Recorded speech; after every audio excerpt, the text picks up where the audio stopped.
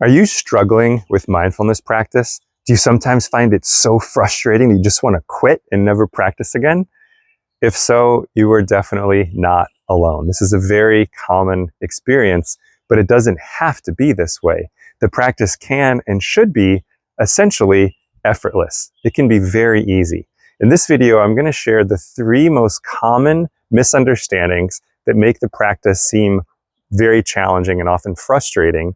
And then I'm going to share how to correct those misunderstandings so that the practice can be easy. Hello, my friend. I hope you are well. My name is Matt Tenney. I'm the author of The Magic of Mindful Self-Awareness: How to Stop Overthinking, Clear Your Mind, and Be Happy Almost All the Time. On this channel, I help people apply the practice of mindfulness and mindful self-awareness to be happier, less stressed, and more effective. I look forward to helping you as well, my friend.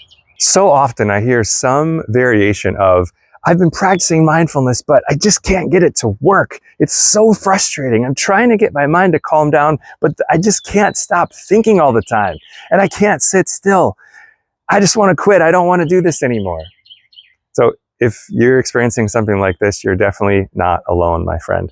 And there are 3 big obstacles to having the practice feel like something that's effortless and enjoyable versus something that's a chore and frustrating. And these 3 obstacles are essentially just slight misunderstandings about what the practice is and how to conduct the practice. So in this video, I'd like to address all 3 of them. And the hope is that after watching this, you'll understand how to practice mindfulness in a way that is essentially effortless. The first big misunderstanding is that we think we have to be sitting still in some quiet place with no distractions in order to practice mindfulness. But as you just noticed in my background, I think a car just drove by that needed some muffler work. Definitely not quiet, but this is actually a perfect environment to practice mindfulness. Now, there are many reasons for this, but the most simple thing that I want to convey is that I think what prevents a lot of people from sticking with the practice is this idea that I have to do some type of sitting still for 5 minutes or 10 minutes on a regular basis in a place that's quiet. And that's just simply not true.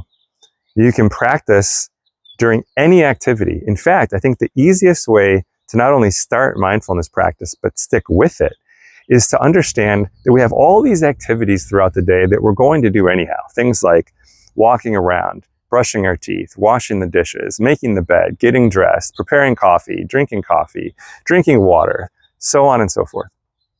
For the average person, I would say that this amounts to about 2.5 hours per day. Now, an easy way to begin the practice and to actually stick with it is to say, look, I'm just going to pick one of those activities. And instead of doing it the way I normally do, which I'm rushing through it, trying to get on to whatever's next, thinking about all types of things, I'm going to pause for a moment, take a breath, and just remind myself. Let's just say it's brushing the teeth. I'm going to remind myself, just brushing the teeth. And then I'm going to observe if there's thoughts or not, it doesn't matter, but I'm just going to observe the body. I'm going to observe the mind while I'm brushing the teeth. And really, it's just about being curious. All you have to do is, once you say, just brushing the teeth, is just be curious. What is the experience like? What does it feel like to hold the brush? What does it feel like when the bristles touch your teeth and your gums? Just being curious. That's all we have to do. When thoughts come up, you just recognize, oh, there's thoughts. And then be curious once again. Okay, there's thinking here, no problem. What else am I noticing? So the idea is, for 1 week, if you just pick one activity and you make a commitment to, I'm going to do that practice every day, every time I brush my teeth, hopefully it's twice a day. Every time I brush my teeth for a week, I'm going to do the practice we just described. That's something you can probably stick with, right? Maybe put a little sticky note next to your toothbrush or your toothpaste with a little smiley face on it to remind you to practice in mindfulness. And then if you can do that for a week, you can stick with that for the next week, but then the second week, add a second activity, like maybe washing your hands.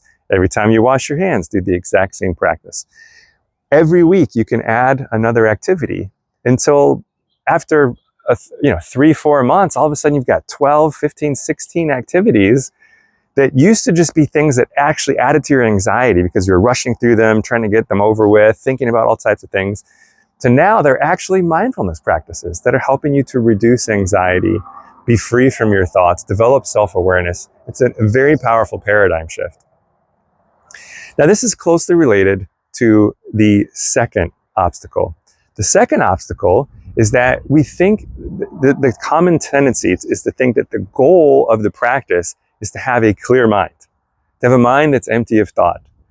That is not the goal of the practice. And if you make that the goal of the practice, you are guaranteed to fail, because the very act of trying to clear the mind by nature makes the mind unclear. Now, that's a little bit of a deeper discussion for perhaps another video, but I do have some videos on that topic if you explore the channel. But just for now, I want to give you this very simple idea that your goal is not to make the mind clear. Your goal is to simply know what's happening in the mind. So the practice of mindfulness is to be mindful. The goal is to simply be mindful. What does that mean? Being mindful means that you are aware, which we're all aware right now. Obviously, you're hearing things, seeing things, but with this little caveat that while you're aware, you're not identified with thought. You can see thoughts objectively. You can listen to the inner voice objectively. This is what it means to be mindful. The goal of the practice is to be mindful. The moment that you become aware of your own body and mind, and you can see thoughts objectively, you can hear the inner voice objectively, you are free from those thoughts. They cannot provoke a negative emotional response in the body.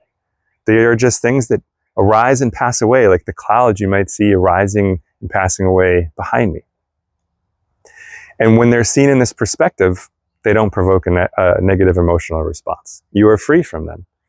Now, as a side effect, if you are able to relax into that and just allow the mind to be as it is, just observe it, the mind may become more and more clear, but please don't make that a goal. The goal is simply to know what is happening in the mind and body in this moment. And now, this moment. And now, this moment. And this brings us to the third misunderstanding, the third obstacle, which is that there needs to be some strong effort to succeed in the practice. And it's because it's based on the misunderstanding of the goal. If the goal is to clear the mind, then there's got to be strong effort to make that happen, right? And unfortunately, the harder you try, the worse it gets, right? So the more you try to block thoughts out, the more you try to really focus, the worse things get. Now, just as an aside, there are some times when focusing on an object, like the sensation of the breath at the tip of the nose, that can be a skillful means in the short term to help collect awareness, to make awareness a little bit more stable. But this is a mistake. Many people misunderstand that. They hear that teaching and they think, oh, that's what I should be doing all the time, is focusing all the time on the sensation of the breath. My friend, I've taken that to the extreme. When I trained as a monk, I went 48 waking hours in a row without ever not noticing the sensation of the breath at the tip of my nose. And I can tell you, I've never felt more tension in my head in my life. That is not the solution, I promise you. So the idea is in maybe short bursts, if you're just overwhelmed with thinking, if there's a strong emotion, sure, for a minute or 3 minutes, focus on the breath. But as soon as possible, whether you're practicing during daily activities like we described a moment ago, or while during the sitting still practice, as soon as possible, we need to shift away from doing to non-doing. This is what makes the practice effortless, and you'll see progress very quickly. So let me explain a little bit more in depth. The idea is, let's say you start off, you're directing attention. First, it's very focused. Maybe you are focused on the breath as it's coming in and out of the nose, or the breath as it feels expanding, contracting in your chest. And maybe you're doing that for a minute or two just to kind of collect awareness. Well, then you need to relax a little bit, my friend, okay? And you need to just open awareness to where you're just generally aware of the body sitting. So we'll just use the sitting practice as an example, because that's definitely something you do want to add to the practice at some point, is sitting still practice, even if it's just for a few minutes a day. You might not want to start there, but eventually this is something that's very, very helpful. So I'm just going to use this as the example. But let's say for the first 3 minutes, I am focused on the breath. Okay, and then what I want to do is I want to relax a little bit, and I think you should too. And the idea is you want to just have this general awareness of the body sitting. And what I like to do is actually use the breath as a timer. So I'm not focused on the breath, but I'm aware of the body expanding and contracting.